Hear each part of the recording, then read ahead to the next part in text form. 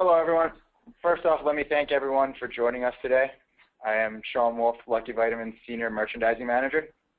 This is our first wellness webinar, and we are extremely proud to have teamed up with Vega. On today's webinar, Vega's National Educator, Kim McDevitt, will be speaking about how to thrive through plant-based nutrition. As a registered dietitian with advanced degrees in nutrition science and public health, Kim inspires others through engaging training, nutrition events. Kim loves helping audiences understand health and sports nutrition in an approachable way.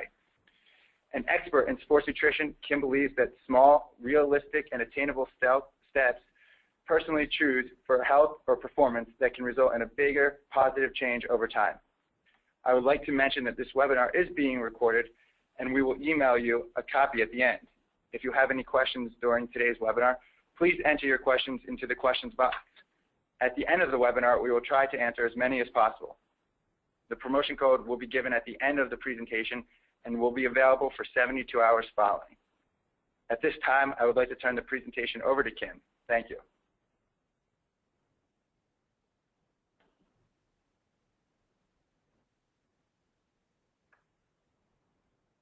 All right, hi guys.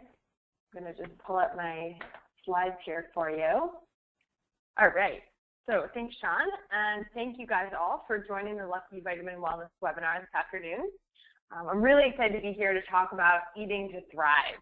So for most of us, I think we've realized that health and optimal weight and everything that comes along with it doesn't involve a quick fix solution. So as nice as that would be, we know that that's not the case. So healthy living really is a continuously evolving journey. It's impacted by day-to-day decisions, and these decisions are what snowball into general themes that define how you eat, how you move, and how you feel. So I'm going to talk for about 30 minutes, and then I'll take some of your questions, but I'm going to focus on those themes, eating, moving, feeling, and hopefully give you some information that you can take with you to help you to build your journey towards optimal health and different goals that you might be working on. So I'm not going to spend too much on my bio. Sean gave a good recap. I am the National Educator at Vega, so I'm based out of the New York area. I do have my master's in public health, and I've got a deeply seated passion around food as it relates specifically to fuel for sport. I'd love for you guys to follow me on Instagram. My handle is @FoodieRunnerGirl, or Twitter as well. And just a quick note about Vega, and we'll talk briefly about the Vega products, and then I'm happy to answer questions at the end. Vega is a plant-based company. We're based out of Vancouver, Canada, and we've been around for over 10 years. And we focus on both general lifestyle and sports products. So after attending this webinar, you guys will be able to order Vega at a discounted price, so definitely take advantage of that offer. So the agenda for the next 30 minutes. So I want to talk to you about a holistic approach to health and wellness. So think in your mind right now what it means to thrive. So perhaps write down a few things if you envision yourself thriving. So close your eyes and picture yourself thriving right now. I'll give you a second to write that down. So at Vega, we believe thriving means eating, moving, recharging, connecting, adventuring better. So that essentially happens when we do these things through more mindful living.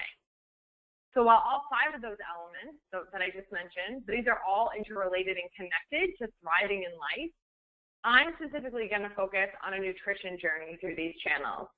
So looking at basically how the nutritional elements, such as food choices, food prep, and culinary exploration, can be the foundation of your best life. So let's start with eating, right? Everyone loves to eat, and it's something we've got to do to survive.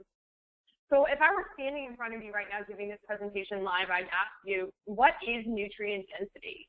So what does the word nutrient dense mean? So think to yourself, okay, when I think nutrient density, what do I picture? Do I think of a nutrient dense food? So think of that nutrient dense food. I'll give you some hints. There's some of the images are on the screen, but not limited to those. And then think about calorie-dense food and kind of think to yourself, okay, what would be the difference between a calorie-dense food and a nutrient-dense food? So when I speak about nutrient density, I'm specifically referring to the amount of nutrients that are available in a food. So we all know that foods contain calories. They contain macronutrients, so those are your proteins, your carbohydrates, your fat. and they contain micronutrients. So these are typically your vitamins and minerals. And it's the micronutrients that I'm really talking about here when I'm talking about nutrient density. So whole foods, foods that are plant-based, foods that are minimally processed, these contain a high number of vitamins, minerals, phytonutrients.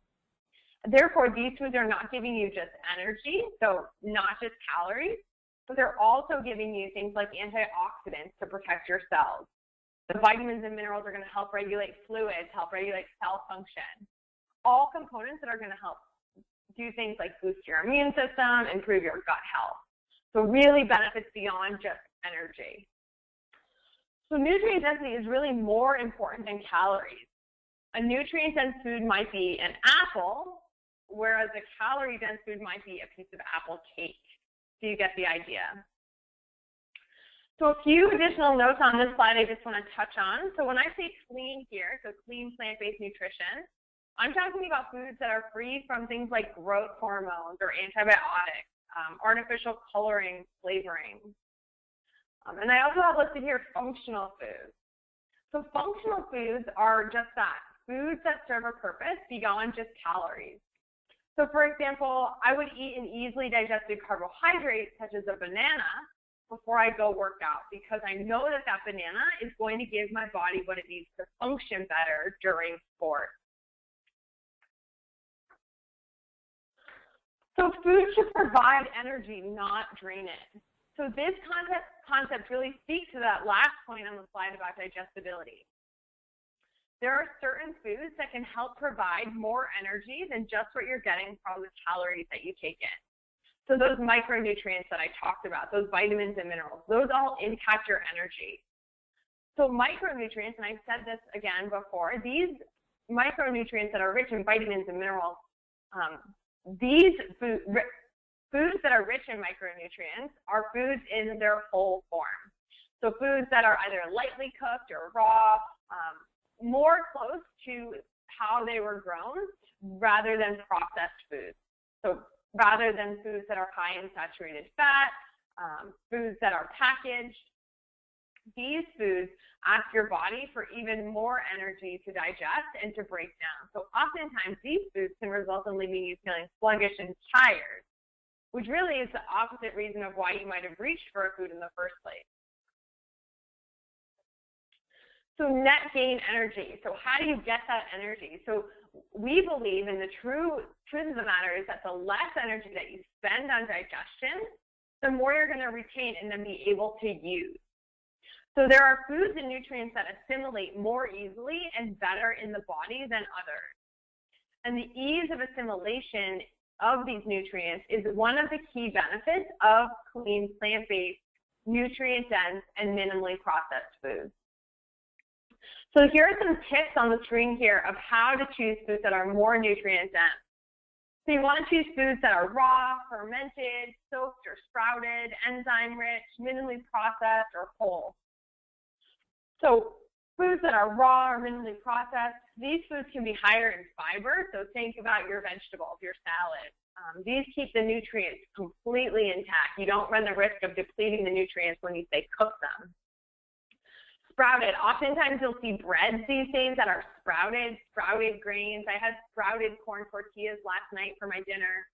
So sprouting is actually beneficial because it aids in the digestion in your body, and that's because the sprouting mechanism, what happens is the sprouting pre-digests the food before you consume it. So it starts to break down those complex sugars and starches outside of the body. So that gives the body a break and gives you an easier time to then get to the nutrients that you really need. You can try sprouting legumes and nuts as well at home. So you can soak nuts or soak your beans and they'll sprout overnight and then just drain them and you can cook them, or with your nuts you can roast them or dehydrate them. So enzyme rich. So foods that are enzyme rich. Enzymes that naturally occur in raw foods. So when we have enzymes in our foods, it helps the body with digestion. So enzymes get destroyed naturally when we cook or process foods, and we need enzymes to break down food. So our body does have some enzymes, but that gland that produces the enzymes can be worn out and cannot function as optimal as it could. So that's what happens when you get things like poor digestion or bloating or a lot of gastric discomfort. You don't have those enzymes that are supporting your digestion. So you can eat foods that are really enzyme rich. So papaya, for example, has a natural enzyme papain that helps with digestion. Pineapple as well has bromelain in it, and that helps with digestion. And then raw nuts. So add some raw nuts to your salad. Nuts have lipase in them, and that, again, is an enzyme that's going to help with digestion. And then fermentation. So fermented foods, you probably have heard of the benefits of things like sauerkraut or kimchi, probiotics or fermented kefir. So fermented foods are foods that have been through a process of lactofermentation. What happens there is that natural bacteria feeds on sugar and starch in that food and creates a lactic acid. And that process preserves the food, and then it also creates more beneficial enzymes as well as B vitamins, omega-3 fatty acids, probiotics. So really helps the body and give the body lots of nutrients. So I try to incorporate more nutrient-dense plant-based meals into my day, and to do so, I typically try and think about this pyramid. So if you were looking at this pyramid and kind of translating it into your plate or your bowl or your meal, consider the base of all your meals to be those fibrous vegetables. And then on top of that, I'd say add some protein, so something that's plant-based such as lentils or beans, tofu, nuts, seeds. You want to make sure you're getting 2 to 3 servings of fruit per day, so you can either add that as part of your meal or as a snack.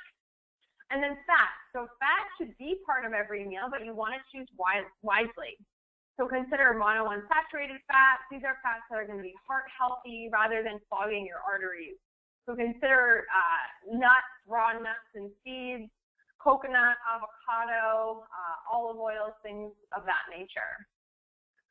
And then finally, you'll notice starches and grains are at the top of the pyramid. So we're a culture that loves our carbohydrates, we love our starches, we love our grains, and we don't need them in the quantities that we're typically eating them in. So while there's definitely a place in the diet, too much of them can really bog you down. They can keep you and your digestion really sluggish. They can hold on water and weight in your body. They can just deliver some unwanted side effects from eating them. So definitely incorporate them, but just in smaller amounts. So still, let's say in the spirit of Cinco de Mayo, I'm just thinking about my dinner last night. So if I built a meal around this pyramid, which I attempted to do last night, I would create, call it a Mexican bowl. So instead of rice at the base, I made leafy greens as my base. I used some spinach and some mesclun mix. Then I topped that with some sauteed peppers and onions. I actually cooked those in coconut oil to get some of that healthy fat. I chopped some fresh tomatoes, some cilantro, and then I topped my veggies with some black beans for protein and some avocado for more healthy fats and some salsa. I could have topped my bowl with some brown rice for an added starch or carbohydrate, but instead I chose to use some sprouted corn organic tortillas. So I used 2 of those organic sprouted corn tortillas that I scooped my little Mexican bowl into and made mini tacos. And then when I didn't fill into the shell, I just ate alone after. It was really quite delicious. So it was really easy to incorporate this style of living this style of eating without really feeling like it's a huge shift or departure in your meal. But if you are feeling like you're a little bit overwhelmed, we are here to help you and support you. So Sean mentioned in my bio that I'm all about making small changes, and absolutely. So I'm not here to say you have to go completely plant-based to be totally healthy, and the only way you can be healthy is to be exclusively plant-based. But I am saying that you should consider incorporating more plant-based eating into your life. The research supports that plant-based eating really is beneficial to our health.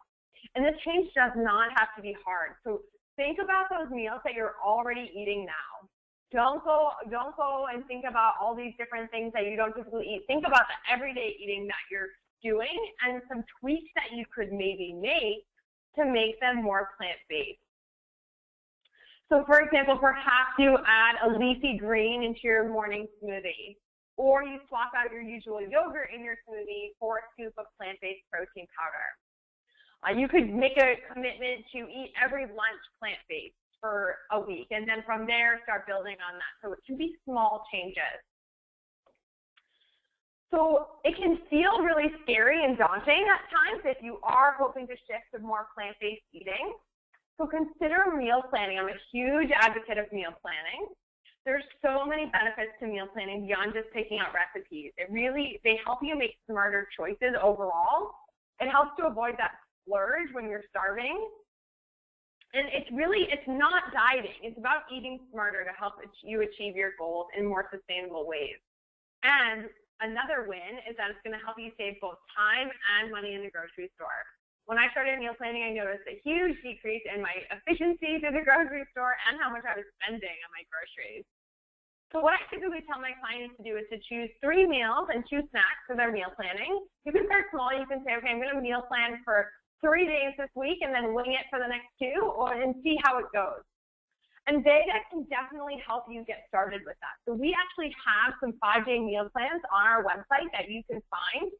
Plus, we have a huge recipe center that has tons and tons of really delicious, simple, and some more complex recipes that can help you really get ideas swirling, give you inspiration, and just give you some nightly meals or lunches for the next day.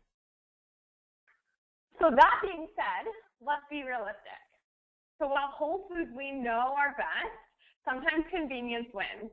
And we all need on-the-go foods. I totally get that. I do too. So when you're at the store, I want you to be a label sleuth. I want you to be able to bring home smarter on-the-go snacks and meals. So when you're reaching for a packaged food, be that nutrition panel sleuth. Really read through that nutrition panel and know what you're buying. So there are just a few key things you want to look for when you're looking at a nutrition label. The first is serving size.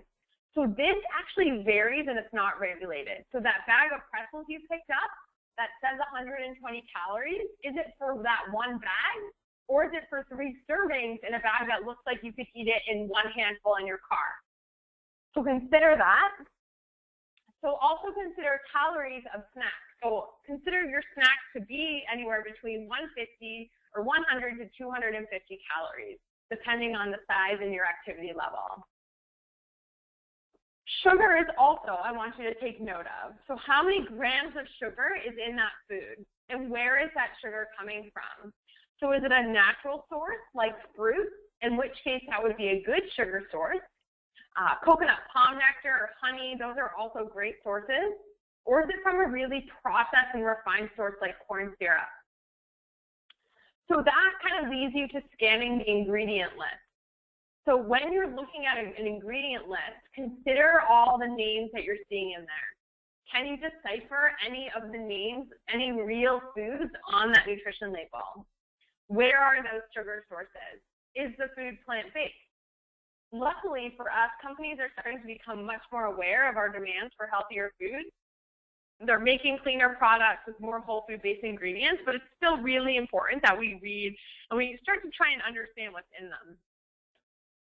There are also a lot of easy ways to identify foods that fit into your standards. So whether you're looking for organic or non-GMO or gluten-free, there are labels out there that can tell you if these foods are things that are clean, are free from those sensitivity aggravating ingredients, that are non-GMO project verified and so on. So look for those labels, and that will be a quicker way to help guide you, and you won't have to worry about reading judiciously the ingredient list to find if anything has gluten in it, if it's got that label on it, for example. All right, so let's move on to moving. So moving on to exercise, no pun intended. Think about what it is that you do and enjoy that keeps you active. How do you really fit exercise into your already very busy day? Or are you not finding that time right now? Moving is such an important element of our daily life, and with our really busy on-the-go culture, it can sometimes feel super hard to find that time. But I would argue to you that exercise should become a priority in your day, and honestly, it does not have to take too much time out of your day. When we move, we exercise our muscles, we increase blood flow, we reduce stress, we clear our mind. Moving, it does not have to be this huge endeavor. So if you don't have time, say, to spend an hour at the gym every morning, or go to the gym, or join a gym after work, or you're just not motivated to get home and put on running clothes and slog through the neighborhood, you can do some really simple things throughout your day that are going to benefit you. So a quick strength routine that I like to do, you repeat 3 times, 10 squats, 10 jumping jacks, 10 push-ups, and a 1-minute plank. And do that 3 times. So 10 squats, 10 jumping jacks, 10 push-ups, and a 1-minute plank. If you do that 3 times, it's going to get your heart rate up. It's going to have some strength building from your body weight. And if you do it multiple times a day, it doesn't take much time, but it's really going to be beneficial. And then attempt to get up and take some walks throughout your day. So I tell people, try and take 3 10-minute walks throughout your day. So if you're at the office, walk around the building or head over to the mall during your lunch hour. Take a midday break in the morning or afternoon. This will really add up quickly. So if you do 3 10-minute walks, you're going to have 30+ minutes of added movement into each of your days. And that will make a difference. Sometimes finding that energy to move can be hard. I totally get that. Oftentimes that act of just walking or exercising will give you the energy and help motivate you and push you out of that slump you're feeling. So when you're most tired and you push yourself to get to the gym, oftentimes you feel the most rejuvenated after. But when that walking or that fitness isn't enough, there are other things that we often typically reach for energy. I'm sure you're thinking to yourself or nodding to yourself now that you choose things like coffee, soda, candy, a muffin, quick sugar, and caffeine fixes, right? So consider choosing energy-boosting options that are also going to nourish your body. So when I'm feeling tired, sluggish, I feel like I want a snack, a quick boost of energy, I reach for fruit. So fruit is a quick sugar. It's lower calorie. It's got far more nutrients than candy does, but it's going to give you that same type of energy that candy will.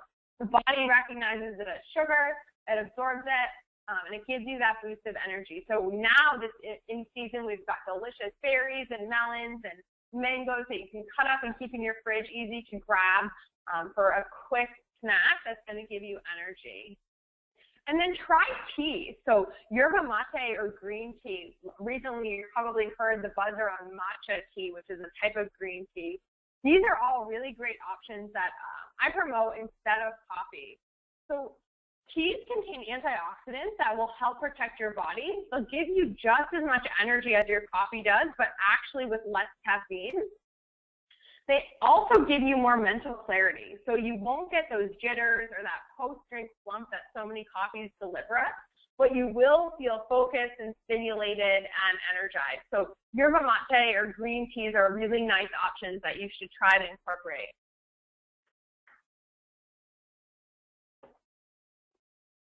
Finally, opposite of moving is resting or recharging. And it's so critical that we find time to rest and recharge during this craziness of our life. Stress can manifest into so many different channels into your body. For example, we don't always eat because we're hungry. I know that I can definitely attest to this. I think I did it earlier today. Stress can totally lead to mindless eating, to binge eating, to overeating. You just reach for something. You reach for that chocolate when you're stressed.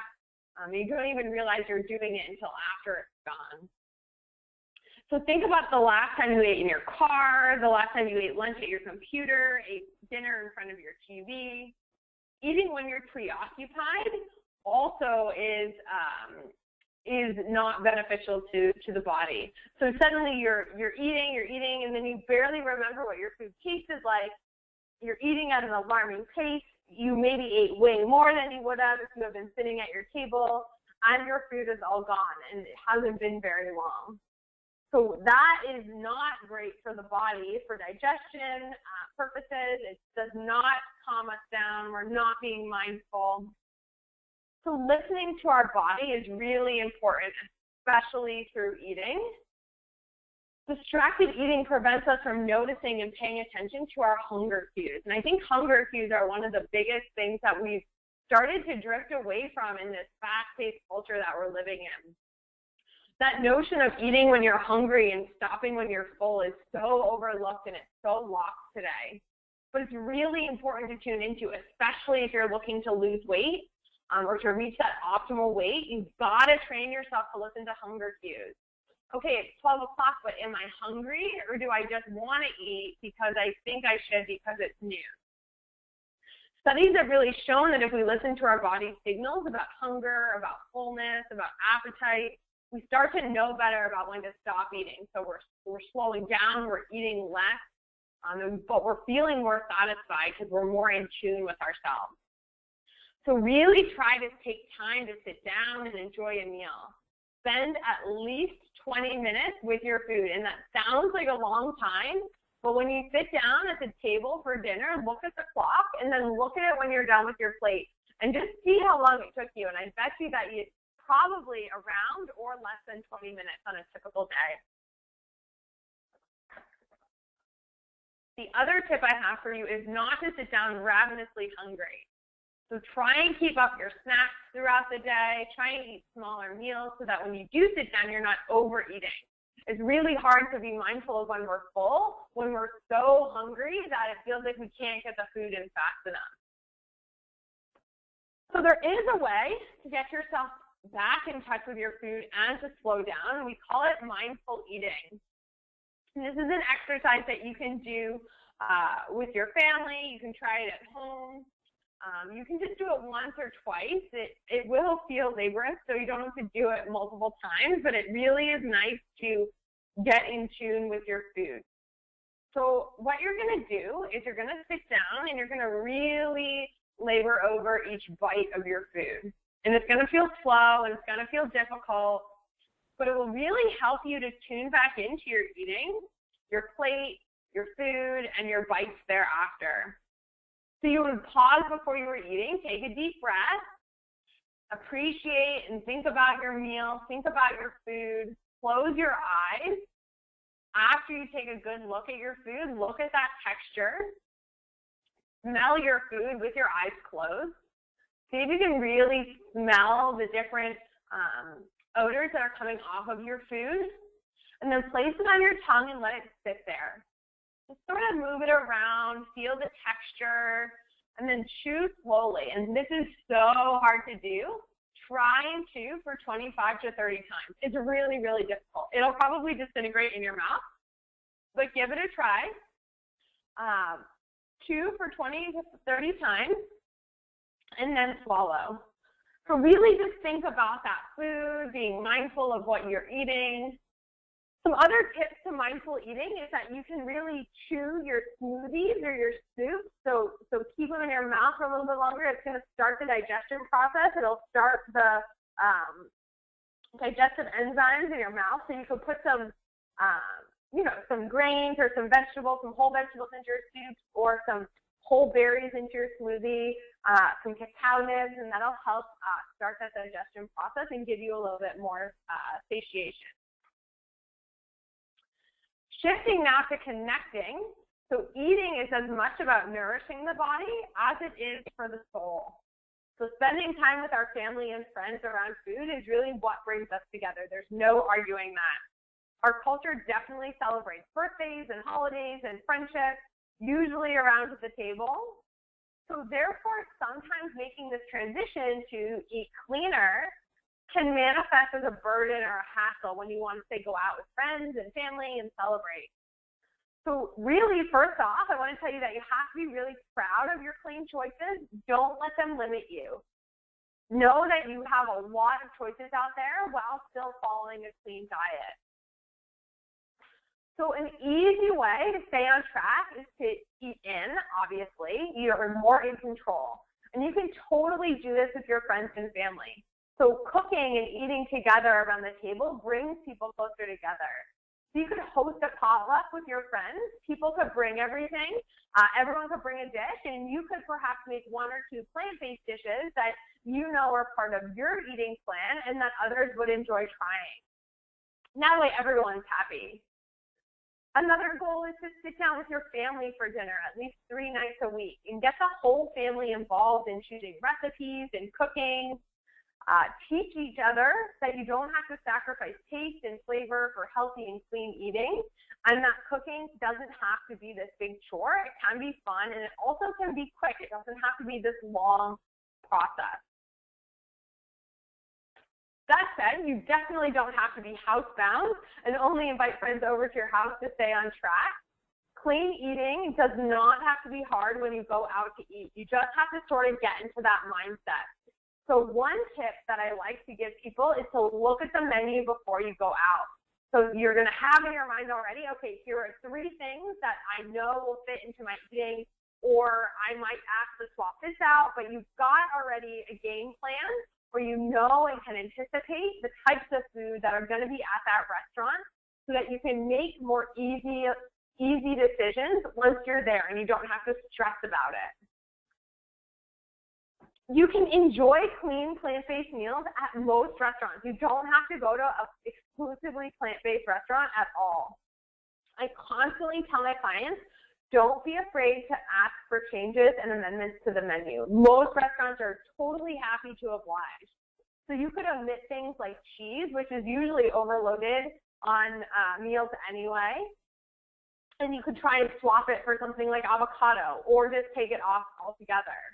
Ask to add a protein to a salad, so order a salad as your dinner, and then perhaps there's a side of tofu or some beans that you could add to it. Another tip I like to give people is to consider ordering 2 appetizers as your meal, and that will help you control portions. And then always ask for things like sauces and dressings on the side, and that will help you control how much you use. Because usually a little bit of those sauces really goes a long way, and they typically overdo it when they serve it to you on the meal. And then finally, be adventurous. So be adventurous in your life, be adventurous in your eating. So try new food. So think back to that food pyramid that I spoke to in the beginning of this webinar. So in the grocery store, with you or your family, choose 1 or 2 exciting new foods to incorporate into your diet. So maybe it's a superfood. Maybe it's swapping out matcha instead of coffee. Try a new recipe. So dive into different blogs, websites. There's so much out there. Check out the myvega.com recipe center and pick out 2 new recipes each week. And maybe those 2 recipes are your plant-based recipes that you're going to tackle for the week. And the rest of your week, you go on as you typically do. Another tip is that you can batch cook. So if you pick out some recipes, you can cook a lot on Sunday, and then you have stuff stored for the week. So maybe you prep salads and soups or smoothie packs on Sunday night, and then you've got quick breakfasts and lunches that you can take with you during your busy work week. And then finally, upgrade your routine. So you can try new foods, you can try new recipes, try to incorporate more clean eats into your day. And at Vega, we really got something to make that incorporation even more easier and convenient for you. So Vega offers a clean, all-in-one nutritional shake. It can be really easily incorporated into a smoothie, or you could actually just shake it with water or coconut water or almond milk, and that's an even faster way to get quick, convenient nutrition. So it comes in a powder format. So it's a great addition to your meal, thanks to it being really nutrient dense. So it offers 20 grams of protein, and these come from those plant-based sources such as pea, hemp, flax, sacha inchi, and spirulina. It offers you 6 servings of greens. So that's almost your daily servings of greens in just 1 scoop of this shake. And it comes from minimally processed organic kale and broccoli, and then sea greens such as spirulina and chlorella. You get 7 grams of fiber, so 25% of your daily intake of fiber, and that's coming from acacia gum and inulin. And that fiber is what's going to help keep you full, keep you satisfied. You get 50% of your daily vitamins and minerals, and it's coming from whole foods, so from fruits and vegetables. You get omega-3s, so that's your healthy fat. You get antioxidants to protect your cells. You get a probiotic, so that's going to help with gut health. And it's all under 200 calories for 1 scoop. It comes in really, really delicious flavors. So French vanilla, chocolate, natural, vanilla chai, and berry. For me personally, I love the French vanilla. I just shake it actually with coconut water, and it makes it a really, really quick, convenient option. Vega one is really, really smooth because it does not have any brown rice protein in it, so the protein blends really easily. So it's a really smooth, thick shake, even when I just shake it with, say, coconut water.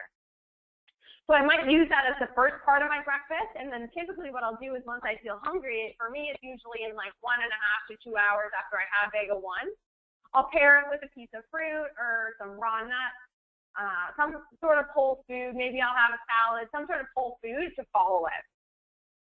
If I want something with more calories, say I did a pretty rigorous exercise that morning, or I just am going to be on the go for a while and I need a more calorie-dense breakfast, I'll blend the natural or the French vanilla, or really any of the flavors, into a smoothie. But I love the natural with blueberries, a kale, a frozen banana, and almond milk. So it can be a really simple smoothie, and it tastes really, really delicious. And it literally takes me 5 minutes to blend it up. The options are so endless. And on the Vega website, we've got tons of recipes for making smoothies. So remember that it doesn't have to be this huge change. That's your biggest takeaway. Don't tackle it all. It can sometimes feel really overwhelming and daunting and totally unachievable if you try and overhaul your routine. I definitely get that. So start small, and that'll help you more easily attain your goals, and you'll feel rewarded. And give yourself rewards. So set a goal, and when you reach that goal, reward yourself for that goal, and then set another one. So I'm going to end with a challenge for you all. If you tweet LuckyVitamin, at LuckyVitamin and at Vega Team, and then hashtag this hashtag Best Life Project on how you're going to make an effort to thrive this month, we'll put you into a drawing and we'll reach out to you for a chance to win a prize from Vega. So tell us how you're going to get your best life through thriving this month. What change are you going to make? You've got to make sure you tweet LuckyVitamin and Vega Team in it. And that wraps it up. So from there, I'm going to open it up, and I will take some questions.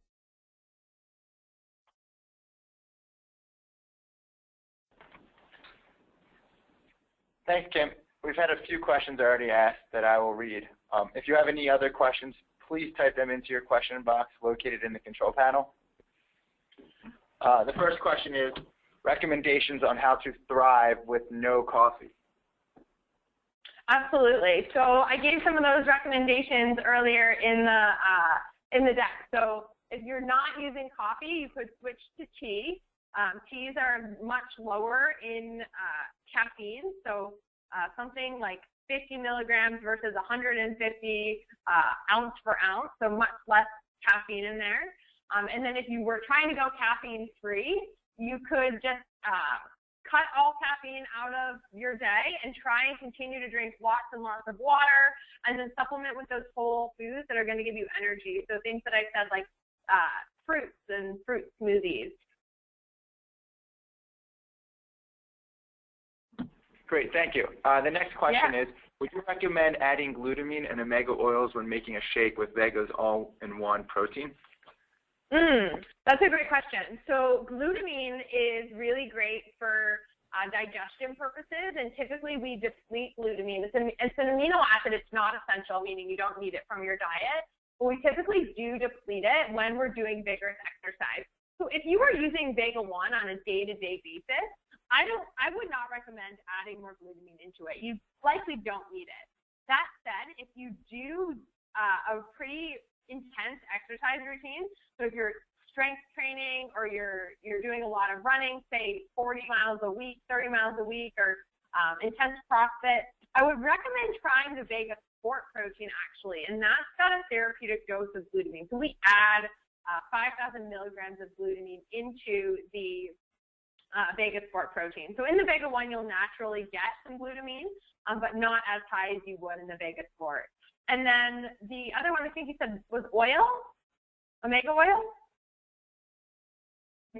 Correct. Yeah, omega oil. So for the oil, you could absolutely add more omega oil into your smoothie. Omega-3s are definitely lacking in our diet today, so it would benefit you, but you don't have to. So there's 1.5 grams of omega-3s already in the Vega 1 shake. So if you're doing it on a day-to-day basis, you can probably save your oil and your money and just appreciate that it's already in the Vega shake. Perfect. Thank you. The third question is, what is the difference between the Vega products as some seem for more active sports inclined? Do you recommend plant-based for any illnesses like MS? Sorry, I missed the first part of that question. What was it? What is the difference between the two types of Vega products as some seem for more active sports inclined people? Got it. Sure. So, yeah, so I just briefly mentioned Vega Sport. So the two main products that you're probably familiar with are Vega 1 and Vega Sport Performance Protein. So the biggest difference between those two is that performance protein is just that, your protein powder. It's your traditional plant-based protein powder. It's got 25 grams of protein in it, and then it's got that added branched-chain amino acids and glutamine, plus a digestive enzyme. So that's going to be a great option if you are quite active, and if you're looking to recover your muscles faster, to build more muscle, to lean out, the performance protein would be a good option. If you're active, but you're just doing, everyday exercise, going to the gym, the Vega 1 would be a fine option for you. So that's got 20 grams of protein, but then it has all the other ingredients in it as well. So it's a more complete nutritional profile. So you get your vitamins, you get your greens, your fiber, your probiotics. So you get a bit more nutrient density out of the Vega 1 option versus the performance protein. Thank you. Yeah. Which type of protein is better? I've heard soy protein is bad to consume if there's a history of breast cancer.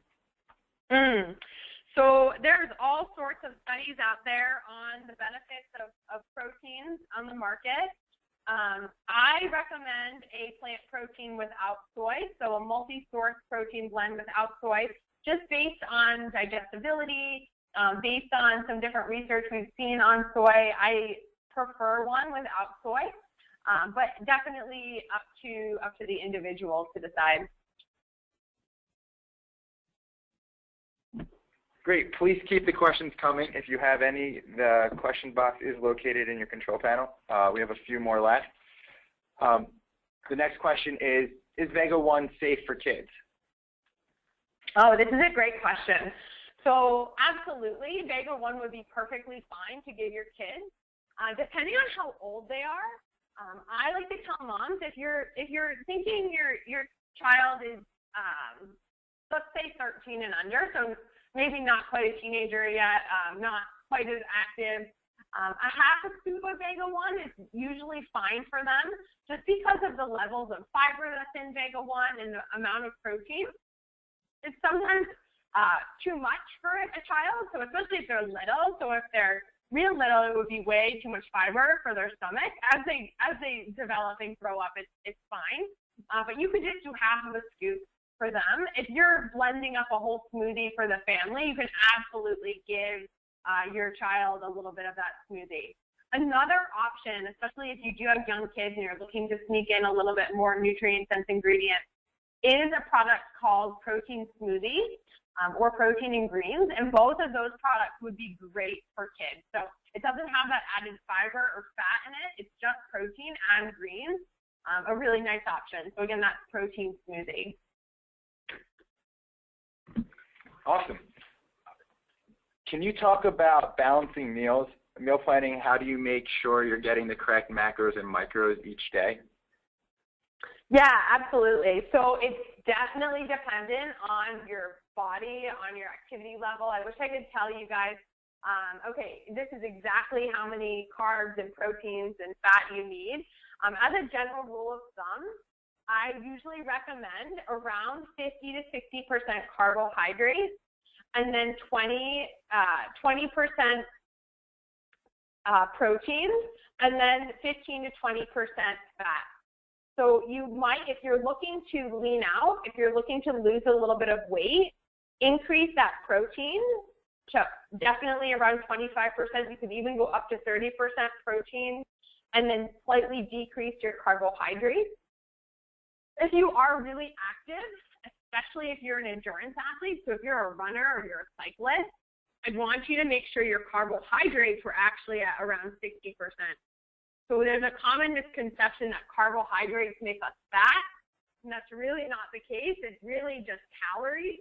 So it's overeating calories. It's not necessarily the type of macronutrients that you're getting those from. So you need carbohydrates as an endurance athlete, so you want to focus on that. And an easy way to sort of manage that and just see, okay, am I hitting my targets? Am I close to hitting my targets? Is to log into a calculator, something like an app like MyFitnessPal is a nice one, and you can set, you can meal plan for a day. So record everything you ate for the day, and you can set goals. So you can say, okay, I'm going to eat 50% carbs and 25% protein and 25% fat, and then look and see how well you do that day. And if you're off significantly, then you can look at, okay, this is what I ate. Now I'm going to make a little adjustment tomorrow so that I make sure I hit more protein, or I'm eating way too many fats. I've got to cut down on those raw nuts. Great, thanks. Would you recommend it just, I guess, Vega 1 just for breakfast? Yeah, so treat Vega 1 like you would treat any other food you've got in your pantry. So it's not considered a supplement. It is a food. Absolutely, you can make this your breakfast or part of your breakfast. So the only thing I would caution you is to remember that it is lower in calories, so it's under 200 calories. So if you were just to shake it with water, it would definitely be a very low-calorie breakfast, and you definitely need something mid-morning for a snack. If you blended it into a smoothie or you added it with, say, coconut water or almond milk, you'd be a bit higher in calories. The high amount of protein and the high amount of fiber that's in Vega 1 is really going to keep you full for a long time. So it is a nice breakfast option, especially if you're looking to maintain your or regulate your hunger levels, your snacking, and your weight. Okay, great. The next question is, any recommendations for vegans dealing with vitamin D deficiency? Ways to be eating well and supplementing to not feel the muscle joint pain. So that's a tough one. So vitamin D, we need vitamin D to absorb calcium for sure. So if you're looking to get more vitamin D in your day, definitely make sure that you are taking, obviously, a supplement. Vitamin D you also get from the sun. So if you can get out there, even beyond supplements and beyond different foods, vitamin D from the sun is the best absorbed form of vitamin D, and it's the most used form in the body. So definitely try and do that. If you were to take something like Vega 1, you could get that. You could get vitamin D in a plant-based form as well. So I would definitely just talk to your doctor about feeling the need for more vitamin D, and find there's lots of plant-based supplements out on the market. Great, thanks. Could you let us know what is the sugar content of the Vega product, and how is it sweetened? Sometimes protein shakes are so sweet and the customer doesn't enjoy that. Yeah, that's a really great question, and sort of two parts. So at Vega, we do sweeten our protein powders with stevia. So stevia is a plant-based sweetener. So it derives from a plant. It is much, much sweeter in concentration than sugar. So you use a little bit of it, and it goes a long way for sure. If you are someone that's sensitive to stevia, well, let me back up before I say that. There's benefits to having stevia rather than sugar in the shake, and that's because it keeps it really much lower in carbohydrates. It keeps it lower in calories, and it's going to regulate your blood sugar better. So you won't feel that spiking crash that we typically feel when we eat foods that are high in sugar. That said, if you are sensitive to stevia, if you feel like a shake is too sweet, definitely try the natural flavor of Vega 1. So the natural Vega 1 is very, very low in sweetener. So that's a great option, or the French vanilla. And then I also tell people that if you add some lemon juice to it, just a little bit of lemon juice, and you shake it up, that hits the same, citrus actually hits the same taste bud as stevia, so it'll be much more muted on the tongue. Or you could blend it with greens or an avocado in your smoothie. Avocado actually makes it really creamy, and that too is going to cut down on the sweetness. Great. So that's all for questions now. Awesome. Again, I would like to thank all of Lucky Vitamin's customers and Kim for joining us on today's webinar. If you have not already done so, please register for our other upcoming webinars. They are Wednesday, May 13th, hosted by Nature's Way, and Monday, May 18th, hosted by Cure Organics. For more information on those webinars, you can visit LuckyVitamin.com and search the keyword webinar. Thank you, everyone.